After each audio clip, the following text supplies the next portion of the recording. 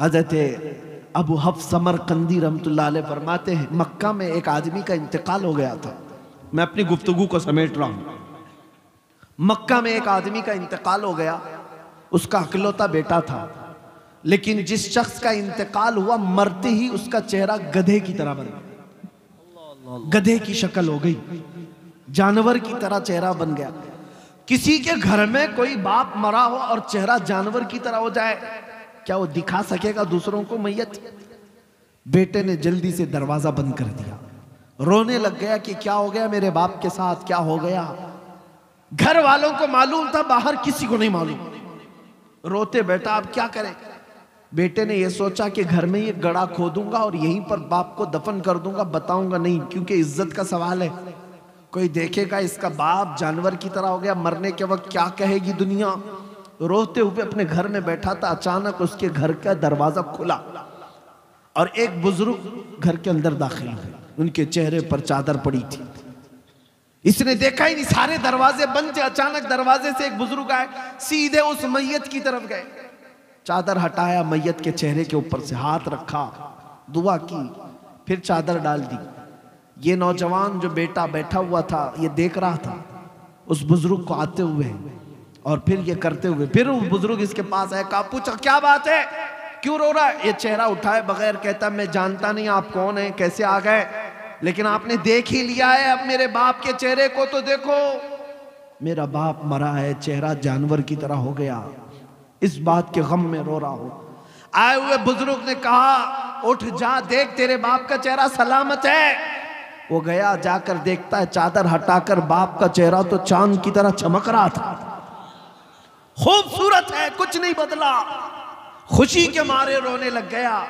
और ये बुजुर्ग घर से निकल ही रहे थे, दरवाजे तक पहुंचे थे, दौड़ता हुआ आया और इस बुजुर्ग का दामन पकड़ लिया, पूछा आप कौन हैं, अल्लाह के फरिश्ते, आप कैसे मेरे घर पर आए, ये कैसी रहमत। आए हुए नूरानी बुजुर्ग ने पलट कर कहा अना मुहम्मदुन रसूलुल्लाह, मैं मोहम्मद अल्लाह का रसूल हूं। बात ये थी, सुन तेरा बाप एक गुनाह में मुब्तला था जिसकी वजह से अल्लाह का गजब नाजिल हुआ, एक बुराई थी वो मैं तुझे नहीं बताऊंगा, मैं छुपा दूंगा, लेकिन जिसकी वजह से अल्लाह का गजब इस पर नाजिल हुआ। लेकिन ए शख्स, ए लड़के, तेरे बाप की एक अच्छाई ये थी, तवज्जो, अच्छाई क्या है, हमारी मौत के वक्त भी चेहरे चमका सकती है, तवज्जो, मौत के वक्त भी चेहरे चमका सकती है। नबी रहमत सल्लल्लाहु अलैहि वसल्लम ने फरमाया तेरे बाप की एक खता थी जिससे मौला नाराज था, लेकिन एक अच्छाई ये थी कि तेरा बाप उस वक्त तक बिस्तर पर सोता नहीं था जब तक 100 बार मुझ पर दुरूद नहीं पड़ता था। सुभान अल्लाह, नारे तकबीर, नारे रिसालत, अज़मत मुस्तफ़ा। इसका दुरूद जो फरिश्ते मुझ तक पहुंचाते थे वो आए, उन्होंने कहा या रसूल अल्लाह गजब हो गया वो बंदा जो आप पर 100 बार दुरूद पढ़ता था रोजाना, उसका चेहरा अल्लाह ने गजब से बदल दिया। हुजूर फरमाते मैं वहीं से उठा और तेरे घर आया और तेरे बाप के चेहरे को देखा, बदला तो जरूर था लेकिन मैंने हाथ रखकर अल्लाह की बारगाह में अर्ज की ऐ रब्बे करीम, ये मुझ पर दुरूद पढ़ने वाला चेहरा है और मैंने हाथ रखा है, मेरे हाथ की लाज रख ले और मेरे इस गुलाम के चेहरे को हुस्न में बदल दे। रब ताला ने फरमाया ऐ महबूब अपना हाथ उठाओ, उसके चेहरे को हम चमकदार बना देंगे। नबी पाक सल्लल्लाहु ताला अलैहि वसल्लम मदद के लिए मौत के वक्त भी तशरीफ लाए।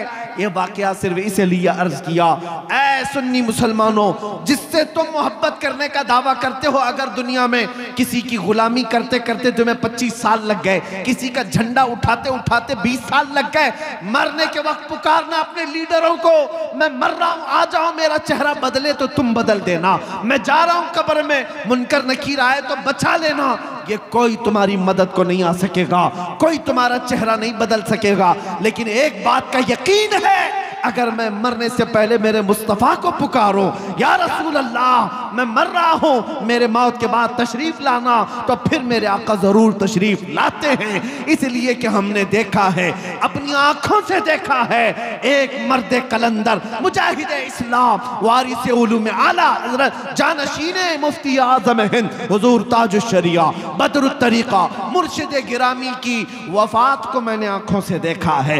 वफात के बाद 48 घंटे हो गए थे। 48 घंटे के बाद जब जिस्म ले जाया जा रहा था, अरे 6 घंटे 10 घंटे के बाद बॉडी फूलने लग जाती है, सुकड़ने लग जाती है, या इधर उधर से पानी बहने लग जाता है। मैंने 48 घंटे के बाद उस ताजुश्शरिया को देखा। मैं जनाजे में हाजिर रहा, और जनाजे में नहीं बल्कि जिसमें पाक पकड़ कर हाजिर रहा। कब्र पर जाने तक जिस्म को जैसे पकड़ा जाता था, जिंदगी में जिस तरह की जिस्म में नरमी थी, वैसे ही वफात के बाद भी नरमी नजर आती थी। वो जिस्म तरोताजा था, उसी तरह चमकदार था। वो क्यों था मैं आपको बताऊं, इसलिए कि उस ताजुश्शरिया ने अपनी वफात से पहले बारगाहे मुस्तफ़ा में यूं कहा था, या रसूल अल्लाह मैं मरूं तो मेरे आका ये मलाइका से कहना, मैं मरूं तो मेरे आका ये मलाइका से कहना, इसे कोई मत जगाना अभी आंख लग गई है। तेरे दामने करम में जिसे नींद आ गई है, वो फना न होगी उसे जिंदगी मिली है। नारे तकबीर, नारे रिसालत, करिया करिया। मेरे अजीजों, बस मुख्तसर सी बात समेटता हूँ। जो जिंदगानी तुम्हें अल्लाह ने दी है बाकी, आज ये इरादा कर लो, आज ये इरादा कर लो, जिएंगे तो मेरे मुस्तफ़ा के सुन्नतों पर जिएंगे। एक भी नौजवान उठ करके ये अहद कर लिया, हमारा जलसा वसूल हो गया, हमारी रात कबूल है। एक भी गुनाहों से तौबा कर ले कि आज के बाद मैं गाने नहीं सुनूंगा। वादा करते हैं इंशाअल्लाह, जो सुनेंगे मेरे मुस्तफ़ा की नातें सुनेंगे, कलामे रब्बानी सुनेंगे इंशाअल्लाह। बस एक भी खड़ा हो जाए, मेरे मुस्तफ़ा करीम सल्लल्लाहु ताला अलैहि वसल्लम की नजर इनायत हो, और उसके सदक़े में मौला करी। बैठो बैठो बैठो, मुझे पता है पूरा मजमा खड़ा होगा, क्योंकि हर एक के दिल में जज्बा है, हर एक के दिल में जज्बा है। और मुझे पता है दुनिया आज इसी बात से तो लर्ज़ा है, इसी बात से खौफज़दा है कि किसी दिन ये खड़ा हो गया तो दूसरों का उठना भी मुश्किल हो जाए। हाँ, किसी दिन ये खड़ा हो गया तो दूसरों का उठना भी मुश्किल हो जाए। इसीलिए दुनिया तुम्हें नशा दे दे करके सुलाती है। बहुत ज्यादा तुम्हारे मोहल्लों में नशा इसीलिए दिया जाता है कि ये जितना नशा करके सोते रहे हम जागते रहे। जिस दिन ये नशा छोड़ देगा, हमारी नींदें हराम कर देगा, हमारा सुकून गारत हो जाएगा। अजीज़ाने गिरामी वक़ार, आज फिर दुनिया को ये बताने का वक्त है, कुव्वते इश्क से हर पस्त को बाला कर दो, कुव्वते इश्क से हर पस्त को बाला कर दो, दहर में नामे मोहम्मद से उजाला कर दो। आज के पूरे इस मजमे को मैं इख्तिताम पर लाते हुए बारगाह मुस्तफ़ा में अब ये अहद करता हूँ। सब मेरे साथ हुजूर की बारगाह में अहद करते हैं इंशाअल्लाह। नबी रहमत सल्लल्लाहु अलैहि वसल्लम को हाजिर व नाजिर मानते हैं, उन्हें मालिक व मुख्तार मानते हैं, हम सब का आका व मौला मानते हैं, हम सब की जानों का मालिक मानते हैं। आओ उस नबी रहमत को गवाह बनाकर अब अर्ज करते हैं, या रसूल अल्लाह, हमने दुनिया की रंगीनियां बहुत देखी, अय्याशियां बहुत की, लेकिन अब जिएंगे तो इस वादे के साथ कि दूसरों की गैरों की नत्थु खेरों की बात नहीं करेंगे।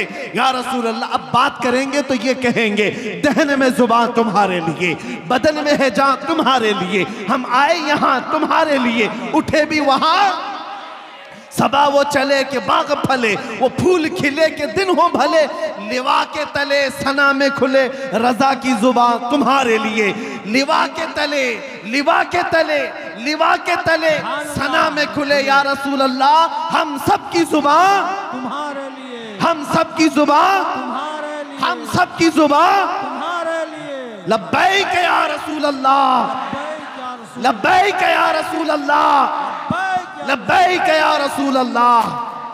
व आखिरु दावाना अनिल हम्दुलिल्लाहि रब्बिल आलमीन।